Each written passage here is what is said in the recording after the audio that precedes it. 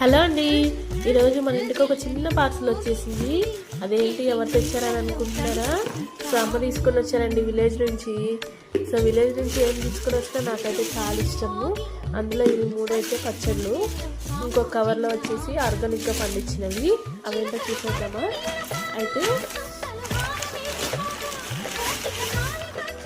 ఇందులో వచ్చేసి మనకి చిక్కుడుకాయలు, ఇవి నాటు చిక్కుడుకాయలండి. ఈ టేస్ట్ చాలా బాగుంటుంది. ఈ చిక్కుడుకాయలతోనే మనకి పచ్చడి కూడా పెట్టుకోవచ్చు. ఆల్రెడీ అమ్మమ్మ వాళ్ళు పెట్టి పంపించారు.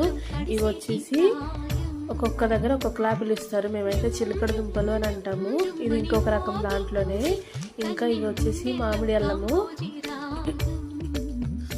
ఎంతమందికి తెలుసండి మామిడి అల్లం?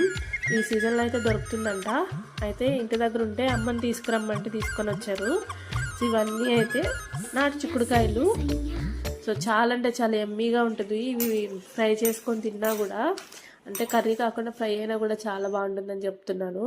అవి చూడండి, విత్తనాలు కూడా ఏ కలర్లో ఉన్నాయో, పింక్ కలర్లో ఉన్నాయండి. అది మొత్తం అన్ని విత్తనాలతో ఉంటుంది, బాగా గట్టిగా ఉంటుంది అది కాయ. సో ఇది చిక్కుడుకాయ పచ్చడి అండి. చూడండి ఎంత బాగుందో. టేస్ట్ కూడా చాలా అంటే చాలా బాగుంటుంది. అమ్మమ్మ వాళ్ళు పట్టిన పచ్చళ్ళు ఏమన్నా కూడా నాకు చాలా ఇష్టం. ఇదైతే నిమ్మకాయ.